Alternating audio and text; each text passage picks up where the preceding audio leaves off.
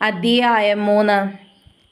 യഹോവയായ ദൈവമുണ്ടാക്കിയ എല്ലാ കാട്ടുജന്തുക്കളെക്കാളും പാമ്പ് കൗശലമേറിയതായിരുന്നു. അത് സ്ത്രീയോട്, തോട്ടത്തിലെ യാതൊരു വൃക്ഷത്തിൻ്റെ ഫലവും നിങ്ങൾ തിന്നരുതെന്ന് ദൈവം വാസ്തവമായി കൽപ്പിച്ചിട്ടുണ്ടോ എന്ന് ചോദിച്ചു. സ്ത്രീ പാമ്പിനോട്, തോട്ടത്തിലെ വൃക്ഷങ്ങളുടെ ഫലം ഞങ്ങൾക്ക് തിന്നാം, എന്നാൽ നിങ്ങൾ മരിക്കാതിരിക്കേണ്ടതിന് തോട്ടത്തിൻ്റെ നടുവിലുള്ള വൃക്ഷത്തിൻ്റെ ഫലം തിന്നരുത്, തൊടുകയും അരുത് എന്ന് ദൈവം കൽപ്പിച്ചിട്ടുണ്ട് എന്ന് പറഞ്ഞു. പാമ്പ് സ്ത്രീയോട്, നിങ്ങൾ മരിക്കുകയില്ല നിശ്ചയം. അത് തിന്നുന്ന നാളിൽ നിങ്ങളുടെ കണ്ണ് തുറക്കുകയും നിങ്ങൾ നന്മതിന്മകളെ അറിയുന്നവരായി ദൈവത്തെപ്പോലെ ആകുകയും ചെയ്യുമെന്ന് ദൈവം അറിയുന്നുവെന്ന് പറഞ്ഞു. ആ വൃക്ഷഫലം തിന്മാൻ നല്ലതും കാണുവാൻ ഭംഗിയുള്ളതും ജ്ഞാനം പ്രാപിപ്പാൻ കാമ്യവുമെന്ന് സ്ത്രീ കണ്ടു. ഫലം പറിച്ചു തന്നു, ഭർത്താവിനും കൊടുത്തു, അവനും തിന്നു.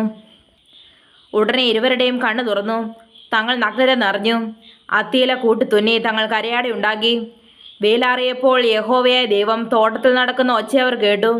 മനുഷ്യരും ഭാര്യയും യഹോവയായ ദൈവം തങ്ങളെ കാണാതിരിപ്പാൻ തോട്ടത്തിലെ വൃക്ഷങ്ങളുടെ ഇടയിൽ ഒളിച്ചു. യഹോവയായ ദൈവം മനുഷ്യനെ വിളിച്ചു. നീ എവിടെയെന്ന് ചോദിച്ചു. തോട്ടത്തിൽ നിന്റെ ഒച്ച കേട്ടിട്ട് ഞാൻ നഗ്നനാകൊണ്ട് ഭയപ്പെട്ട് ഒളിച്ചു എന്ന് അവൻ പറഞ്ഞു. നീ നഗ്നനെന്ന് നിന്നോട് ആർ പറഞ്ഞു? തിന്നരുതെന്ന് ഞാൻ നിന്നോട് കൽപ്പിച്ച വൃക്ഷഫലം നീ തിന്നുവോ എന്ന് അവൻ ചോദിച്ചു. അതിന് മനുഷ്യൻ, എന്നോടുകൂടെ ഇരിപ്പാൻ നീ തന്നിട്ടുള്ള സ്ത്രീ വൃക്ഷഫലം തന്നു, ഞാൻ തിന്നുകയും ചെയ്തു എന്ന് പറഞ്ഞു. യഹോവയായ ദൈവം സ്ത്രീയോട്, നീ ചെയ്തത് എന്തെന്ന് ചോദിച്ചതിന്, പാമ്പിനെ വഞ്ചിച്ചു, ഞാൻ തിന്നുപോയി എന്ന് സ്ത്രീ പറഞ്ഞു. യഹോവയായ ദൈവം പാമ്പിനോട് കൽപ്പിച്ചത്, നീ ഇത് ചെയ്യുക കൊണ്ട് എല്ലാ കന്നുകാലികളിലും എല്ലാ കാട്ടുമൃഗങ്ങളിലും വെച്ച് നീ ശപിക്കപ്പെട്ടിരിക്കുന്നു.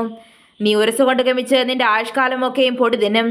ഞാൻ നിനക്കും സ്ത്രീക്കും നിന്റെ സന്തതിക്കും അവളുടെ സന്തതിക്കും തമ്മിൽ ശത്രുത്വമുണ്ടാകും.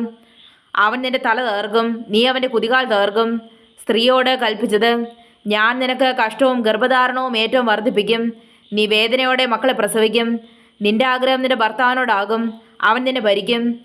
മനുഷ്യനോട് കൽപ്പിച്ചതോ, നീ നിന്റെ ഭാര്യയുടെ വാക്ക് അനുസരിക്കുകയും തിന്നരുതെന്ന് ഞാൻ കൽപ്പിച്ച വൃക്ഷഫലം തിന്നുകയും ചെയ്തതുകൊണ്ട് നിന്റെ നിമിത്തം ഭൂമി ശപിക്കപ്പെട്ടിരിക്കുന്നു. നിന്റെ ആയുഷ്കാലമൊക്കെയും നീ കഷ്ടതയോടെ അതിൽ നിന്ന് അഹോവൃത്തി കഴിക്കും. മുള്ളും പറക്കാരെയും നിനക്ക് അതിൽ നിന്ന് മുളയ്ക്കും. വയലിലെ സസ്യം നിനക്ക് ആഹാരമാകും.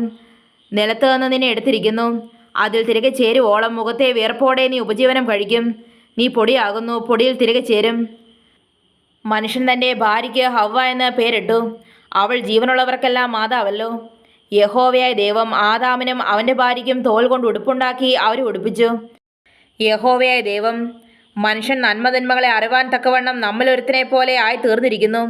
ഇപ്പോൾ അവൻ കൈ നീട്ടി ജീവവൃക്ഷത്തിൻ്റെ ഫലം കൂടെ പറിച്ചു തന്ന് എന്നേക്കും ജീവിപ്പാൻ സംഗതി വരരുതെന്ന് കൽപ്പിച്ചു. അവനെ എടുത്തിരുന്ന നിലത്ത് കൃഷി ചെയ്യേണ്ടതിന് യഹോവയായ ദൈവം അവൻ ഏദൻ തോട്ടത്തിൽ നിന്ന് പുറത്താക്കി. ഇങ്ങനെ അവൻ മനുഷ്യനെ ഇറക്കി കളഞ്ഞു. ജീവന്റെ വൃക്ഷത്തിങ്കിലേക്കുള്ള വടി കാപ്പാൻ അവൻ ഏദൻ തോട്ടത്തിന് കിഴക്ക് കെരൂബുകളെ തിരിഞ്ഞുകൊണ്ടിരിക്കുന്ന വാളിൻ്റെ ജ്വാലയുമായി നിർത്തി.